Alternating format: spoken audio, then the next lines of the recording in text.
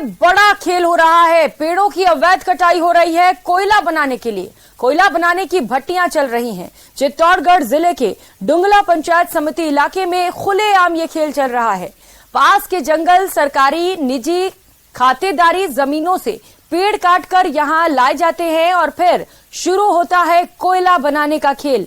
औसतन हर महीने 25 से 30 टन कोयला दिल्ली, मुंबई और गुजरात भेजा जा रहा है। इस अवैध कारोबार का न कोई रजिस्ट्रेशन है, ना ही टैक्स ही देना पड़ता है। शुद्ध मुनाफे के लिए ये माफिया पर्यावरण पर कालिख पोत रहे हैं। आप भी देखिए ये एक्सक्लूसिव तस्वीरें। न्यूज 18 राजस्थान के कैमरे में ये तस्वीरें कैद हुई हैं। लोठियाना पंचायत की ये तस्वीरें हैं, लेकिन जिम्मेदार हैं, बेखबर हैं, अनजान हैं।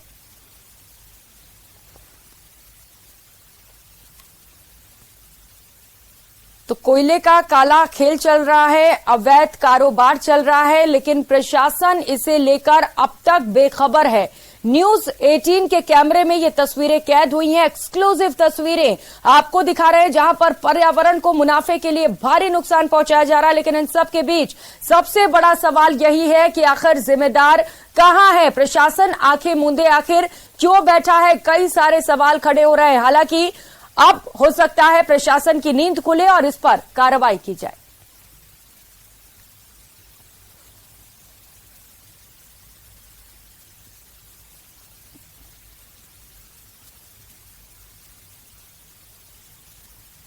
फॉरेस्ट एक्ट में ऐसा कोई प्रावधान नहीं है जिसमें आप हरे वृक्ष काट सकते हो।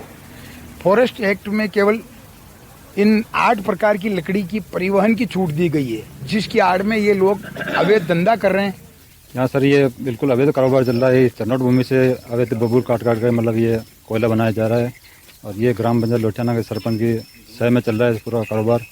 सर ये पंचायत में से जितने भी हरे वृक्ष थे, काफ़ी टाइम से 3-3.5 साल से हरे वृक्ष काटे जा रहे हैं और पूरी तरह से हरियाली को नष्ट की जा रही है। मैं सिर्फ अंग्रेजी बबूल का काम करता हूँ, अपने पंचायत का ठेका लेता हूँ, पंचायत से सफाई करता हूँ और सफाई ही करता हूँ। उस जेसीपी चलाता हूँ, जेसीपी चला के बिल्कुल ये जो कांटे वाले हैं बबूल उनको साफ करता हूँ। ये मामला भी संज्ञान में आया है और पेड़ काटने के लिए जो विभिन्न नियम बने हुए हैं, जैसे Rajasthan tenancy act, Rajasthan land revenue act के अंतर्गत विभिन्न धाराओं के अंतर्गत जो है निजी खातेदारी जमीन से अगर पेड़ काटने की परमिशन जो है शर्ताधीन दी जाती है। साथ ही जो कोई इंडस्ट्री चलाया जाता है उसके अलग अलग शर्तें हैं। फॉरेस्ट से जो है।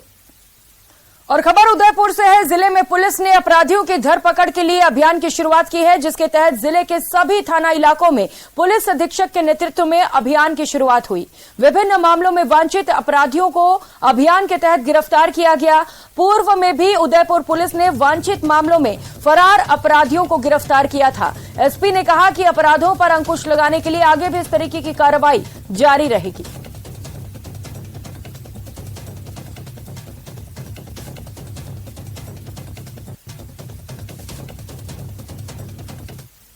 और अब खबर जयपुर से है, जहां श्री सीमेंट ग्रुप पर आयकर का छापा लगातार जारी है। छापेमारी के दौरान अनियमितताओं का खुलासा हो रहा है। वहीं कार्रवाई में सहयोग नहीं करने पर आयकर विभाग अब सख्त हो चला है। आयकर विभाग ने 3 संचालकों को समन भेजे हैं। श्री सीमेंट के मालिक HN Bangur, managing director Neeraj Akhouri को समन जारी किया गया है। समन जारी होने के बाद नीरज आखोरी पेश हुए और पूछताछ के दौरान जवाब दिए। HN बांगड़ आज आयकर के सामने पेश हो सकते हैं। वहीं आयकर विभाग ने कोलकाता और पानीपत में भी आयकर विभाग ने श्री सीमेंट के ग्रुप के खिलाफ जांच शुरू कर दी है।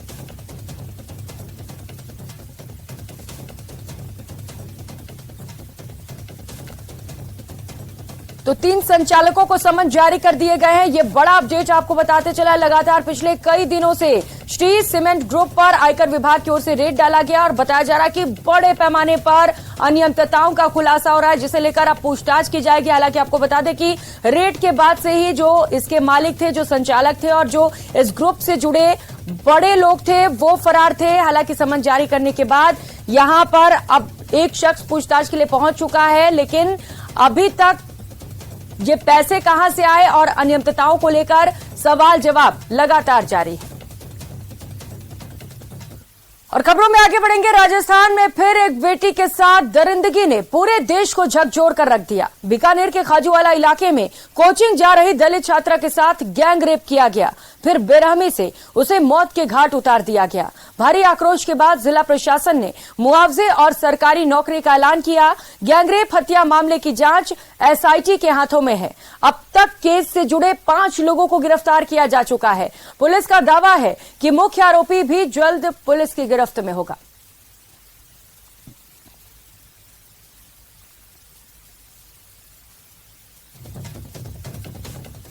तो वहीं कोटा की किशोरपुरा से इस वक्त की बड़ी खबर आपको बताते चले। कोटा की किशोरपुरा इलाके में गोली मारकर कबाड़ी की हत्या मामले में पुलिस ने एक नाबालिग को पकड़ा है। नाबालिग के कब्जे से पुलिस ने वारदात में प्रयुक्त पिस्टल को बरामद कर लिया है। पुलिस को टापरी में कबाड़ी का संदिग्ध हालत में शव मिला था। पुलिस ने सामान्य मौत मानते हुए शव का पोस्टमार्टम कराया। पोस्टमार्टम रिपोर्ट में गोली लगने से मौत पाई गई, जिसके बाद परिजनों की शिकायत के बाद पुलिस ने हत्या का मामला दर्ज कर जांच शुरू की थी और इसके बाद पुलिस ने एक नाबालिग को निरुद्ध किया। फिलहाल पुलिस पूछताछ में जुटी हुई है। दारू पी के हर किसी से रास्ते छोड़ के लड़ाई करते थे, उसके जगह जगह पे दुश्मन थे। पूछताछ में 3-4 लोगों से पूछताछ करी तो इसमें एक नाबालिग बच्चा है, 17.5 साल का है। इसमें पूछताछ बताई था, मैं गुब्बारे का काम करता हूँ। वहाँ से हमने जो रिवर फ्रंट से वहाँ से लोया हुआ उधर से चोरी चकारी करके कुछ खरीद के लाके इसको बेचता था। 5,000 का बेचता था, मेरे को 1500 रुपया 1000 रुपये देता था। मारपीट हो जाता था। उधर चूरू के निकटवर्ती सीकर जिले में ऑनलाइन गेमिंग के जरिए महिला के धर्म परिवर्तन मामले में विधानसभा में नेता प्रतिपक्ष राजेंद्र राठौर ने बयान दिया। राठौर ने कहा कि सीकर में जिस तरह की घटना सामने आई है, गेमिंग के नाम पर महिला को फंसाना और उसका धर्म परिवर्तन करने की कोशिश करना, ये कार्य कोई एक आदमी नहीं कर सकता। सरकार को इस पर संज्ञान लेना चाहिए। उन्होंने कहा कि कभी मेवात में क्षेत्र में गांव खाली होते हैं तो कभी सीकर जैसी घटनाएं सामने आती हैं। इनकी जांच होनी चाहिए। बता दें कि सीकर के सदर थाना इलाके में एक विवाहित महिला को गेमिंग ऐप के जरिए अलीगढ़ निवासी तैयब खान ने फंसाया था। जिस प्रकार की घटनाएं सामने आई है, गेमिंग के नाम पर महिला को फंसाना, धर्म परिवर्तन करने की कोशिश करना, और मैं समझता हूं कि ये कार्य कोई एक आदमी नहीं कर सकता। सरकार को इसका संज्ञान लेना चाहिए। पीएफआई को अनुमति देने वाली है सरकार, और सरकार के सामने जिस प्रकार का मामला हो रहा है, कभी मेवात क्षेत्र के अंदर गांव खाली होते हैं तो कभी इस प्रकार की घटनाएं सामने आती है। इसकी जांच होनी चाहिए और जांच होने के बाद कौन सी एजेंसी इसके साथ लगी। और एसएमएस अस्पताल के आईपीडी टावर का निरीक्षण करने के बाद इस वक्त मुख्यमंत्री अशोक गहलोत पोद्दार स्कूल कैंपस में पहुंचे हुए हैं, जहां पर निर्माणाधीन MGIGG प्रोजेक्ट का अवलोकन करेंगे। सीधी तस्वीरें आपको दिखा रहे हैं। मुख्यमंत्री अशोक गहलोत इस वक्त पहुंचे हुए हैं, जहां पर अवलोकन करते हुए नजर आ रहे हैं। MGIGG प्रोजेक्ट, इसका इस वक्त अवलोकन और जायजा लेते हुए मुख्यमंत्री अशोक गहलोत। दोनों जगह ये सेमिनार रूम, ये गर्ल्स हॉस्टल, बॉयज हॉस्टल के रूम में, ये लाइब्रेरी का जो है जनरेशन के बाद ये लाइब्रेरी ये भी इसका व्यू है। स्मार्ट क्लासरूम जो है, स्मार्ट क्लासरूम बनाए जा रहे हैं, जिससे कि बच्चों के भविष्य को बेहतर बनाया जा सके।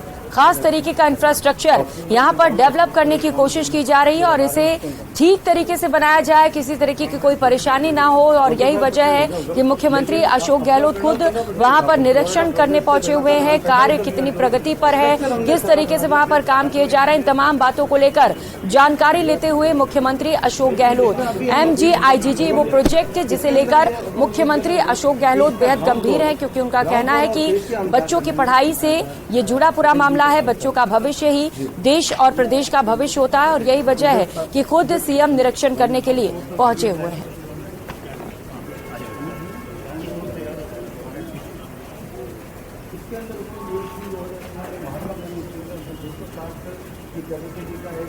प्रोजेक्ट से जुड़े लोग भी इस वक्त वहां पर मौजूद हैं, जो इंजीनियर्स हैं, जो आर्किटेक्ट हैं या जो वहां पर काम करने वाले लोग हैं। सभी लोग सीएम को इस वक्त ब्यौरा दे रहे हैं कि किस तरीके से ये काम किया जा रहा है, जिससे कि जो स्टूडेंट्स होंगे उन्हें पढ़ाई करने में आसानी होगी और इसके साथ साथ इंफ्रास्ट्रक्चर को बेहतरीन तरीके से किस तरीके से डेवलप किया जा रहा है।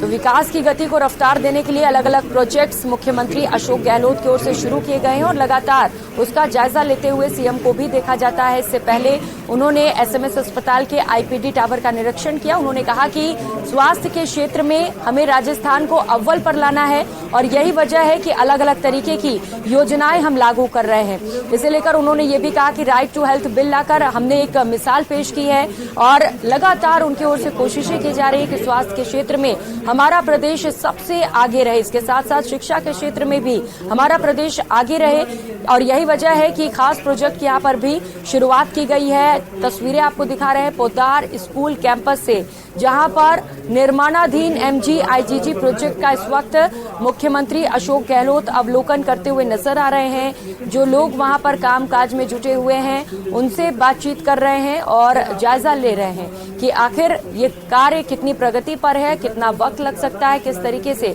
ये काम किया जा रहा है। कम कोचिंग सेंटर तो जो गरीब बच्चों को कोचिंग मिलनी है उसके लिए यहाँ एक मल्टी स्टोरी बिल्डिंग बन रही है जिसमें पटवारी, ग्राम सेवक, IAS, RAS सबकी कोचिंग मिल रही है। सर कॉलेज और दादा के इलाके के बीच में एक टावर बन रहा है जो कोचिंग सेंटर है। तो जो आपका कंसेप्ट वो जोधपुर और यहाँ का था कि बच्चे आए वहीं बैठ के पढ़ें, उनको सारी सुविधा मिले, वो यहाँ हो जाएगा।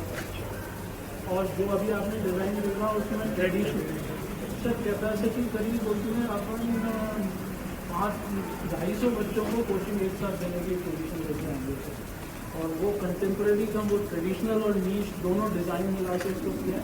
और 100 करोड़ आपने सेक्शन किए सर इनके Rajasthan college, commerce college, university, इसके लिए आपने 100 करोड़ दिए। तो ये पूरी एजुकेशन बहुत तैयार है।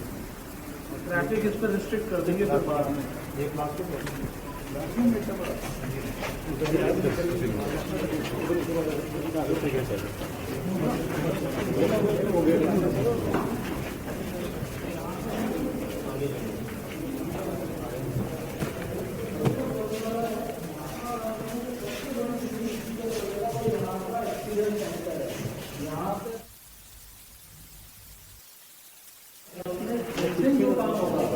इसी दिन अगर पॉलिटिकल साइंस पढ़ा रहे हैं तो उसके हिसाब से वो पूरा डिजिटल हो जाएगा कन्वर्ट।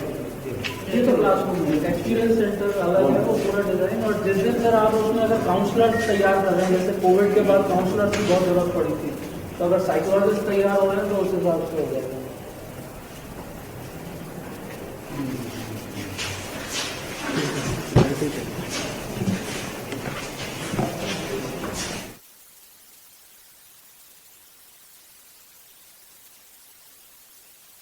प्रोजेक्ट का कार्य प्रगति पर है, जोरों पर चल रहा है और इस वक्त समीक्षा करने वहां पर मुख्यमंत्री अशोक गहलोत पहुंचे हुए हैं। स्टूडेंट्स को डिजिटली कैसे पढ़ाया जाए इसे लेकर वहां पर जानकारियां दी जा रही हैं। राकेश सहयोगी हमारे साथ जुड़ चुके हैं। राकेश, खास प्रोजेक्ट और यही वजह खुद सीएम वहां पर पहुंचे हुए हैं, क्या जानकारी मिल पाई है अब तक? बिल्कुल, देखिए मुख्यमंत्री अशोक गहलोत आज जो निर्माणाधीन प्रोजेक्ट हैं उनका अवलोकन कर रहे हैं और वो सबसे पहले आज पुरानी विधानसभा परिसर में जो है म्यूजियम बनाया जा रहा है उसका अवलोकन किया। उसके बाद जो एसएमएस अस्पताल परिसर में आईपीडी टावर बनाया जा रहा है उस आईपीडी टावर का उन्होंने अवलोकन किया है। साथ ही वहाँ जो काम चल रहा है उसकी प्रोग्रेस रिपोर्ट वहाँ जो आर्किटेक्ट हैं और जो फर्म है निर्माण करने वाली, इसके अलावा चिकित्सा विभाग के अधिकारियों से भी पूरी जानकारी ली। इस दौरान वहाँ पर सभी प्रशासनिक अधिकारी मौजूद रहे। अभी मुख्यमंत्री Mahatma Gandhi institute of governance and social science की ये जो बिल्डिंग बन रही है इसका अवलोकन कर रहे हैं। ये गांधी सर्कल पर पोद्दार स्कूल परिसर में बन रही है। इसमें हाईटेक तरीके से अब जो है शिक्षा दी जाएगी और इसमें जो अलग अलग ब्लॉक्स बनाए गए, एडमिन ब्लॉक अलग है, लर्निंग ब्लॉक है, सेंट्रल लाइब्रेरी है, छात्र छात्राओं के रहने के लिए यहाँ पर बाकायदा हॉस्टल बन रहे हैं। इसके अलावा एक कुछ मॉडिफाइड जो यहाँ पर डॉक्टर राधाकृष्णन लाइब्रेरी है, टिंकरिंग लैब है, ये सब चीजों का निर्माण यहाँ पर हो रहा है। तो मुख्यमंत्री अशोक गहलोत के चूंकि ड्रीम प्रोजेक्ट में शामिल हैं, इनका अवलोकन कर रहे हैं। इसके बाद यहाँ से जो सेंट्रल पार्क के जो महात्मा गांधी म्यूजियम बन रहा है उसका अवलोकन भी करेंगे। तो जो प्रोजेक्ट सरकार ने शुरू किए हैं उनकी स्थिति क्या है, कितना उनमें काम हुआ है, क्योंकि सरकार ने बजट दे दिया है, काम की गुणवत्ता क्या है इसकी जानकारी भी दी जा रही है। साथ ही जिस तरीके से सरकार ने इन प्रोजेक्ट को बनाया था, जिस उद्देश्य से बनाया था उसमें किस तरीके से ये कारगर साबित होंगे, सब चीजों की अभी समीक्षा मुख्यमंत्री खुद मैदान में कर रहे हैं। मुख्यमंत्री के साथ मुख्य सचिव उषा शर्मा भी हैं और अभी शिक्षा विभाग के सभी अधिकारी भी साथ में हैं और यहाँ से अब जो लगभग अवलोकन है वो चल रहा है और यहाँ से निकलकर सेंट्रल पार्क की तरफ जो गांधी म्यूजियम बन रहा है वहां पर अभी उसका अवलोकन करेंगे। बिल्कुल राकेश, आपने बताई कि क्या खासियत इस MGIGG प्रोजेक्ट की, क्योंकि छात्रों का भविष्य बेहतर हो सके, उन्हें बेहतर शिक्षा मिल सके, डिजिटलाइज हो सके और यही वजह है कि खास इस प्रोजेक्ट को बनाया गया है और खास तौर पर यहाँ पर उस तरीके के इंफ्रास्ट्रक्चर भी बनाए गए हैं जिससे कि बच्चों को पढ़ाई में दिक्कतें न आने पाए। आप इसके बाद कह रहे हैं कि एक पार्क का अवलोकन करने जा रहे हैं, ये पार्क भी उनके ड्रीम प्रोजेक्ट में शामिल है। राकेश, अगर इसे लेकर जानकारी दे पाए कि ये किस तरीके से खास हो जाता है। बिल्कुल, सेंट्रल पार्क के पास जो गांधी म्यूजियम बन रहा है वहां पर ये मुख्यमंत्री का ड्रीम प्रोजेक्ट है, क्योंकि मुख्यमंत्री हमेशा से गांधीवादी सिद्धांतों को आगे बढ़ाने की प्रेरणा देते रहे हैं और इसी दिशा में उन्होंने ये प्रयास किए हैं कि सेंट्रल पार्क के पास जो गांधी म्यूजियम बनाया जा रहा है, इस म्यूजियम में कुछ अलग ऐसी चीजें उपलब्ध करवाई जाएंगी जो गांधी जी के जो सिद्धांत हैं उनको लोग आगे अमल में ला सके। आने वाली जो पीढ़ियां हैं उनको एक विस्तृत जानकारी वहाँ जो जिस तरह की तकनीकी में बदलाव आ रहा है उस अत्याधुनिक तकनीकी के जरिए लोग वहाँ पर उन सिद्धांतों को फॉलो कर सकें और राष्ट्र निर्माण में किस तरीके से लोग अपना सहयोग दे सकते हैं, खासतौर पर युवा पीढ़ी, क्योंकि युवा पीढ़ी के लिए जो है अब जिस तरीके से तकनीकी में बदलाव आ रहा है उस तरीके से उनको जानकारी देने के लिए अत्याधुनिक तकनीकी का सहारा लेना जरूरी है और उसी दिशा में ये निर्माण कार्य कराया जा रहा है।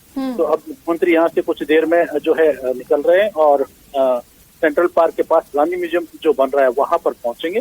विभाग के अधिकारी हैं जो तमाम अभी तक जो प्रोग्रेस रिपोर्ट है उसकी जानकारी दे रहे हैं, साथ ही जो भविष्य इन योजनाओं का है, इन प्रोजेक्ट का है कि किस तरीके से ये प्रेरणास्पद होंगे, लोगों को नई जानकारियां देंगे, वो उसके बारे में विस्तृत रूप से बातचीत की जा रही है। बिल्कुल राकेश, सिर्फ घोषणा कर देना ही आपका ये जो जिम्मेदारी है वो नहीं होती है और यही वजह है कि सीएम इसको बखूबी समझते भी हैं और यही वजह है कि सिर्फ घोषणा न कर वो खुद जमीन पर पहुंच रहे हैं, लोगों से बातचीत कर रहे हैं, जानकारी इकट्ठा कर रहे हैं, कार्य की प्रगति को भी देख रहे हैं, क्योंकि जो प्रोजेक्ट्स हैं वो समय पर पूरे हो सके, भ्रष्टाचार ना होने पाए, ऐसे में बड़ा जरूरी हो जाता है कि खुद वहां पर सीएम पहुंचे और जायजा ले। अब इसके बाद क्योंकि सेंट्रल पार्क का जायजा लेने के लिए राकेश सीएम पहुंचने वाले हैं, आप लगातार नजर बनाए रखेगा, आपसे अपडेट्स लेते रहेंगे। बहुत शुक्रिया तमाम जानकारियों के लिए।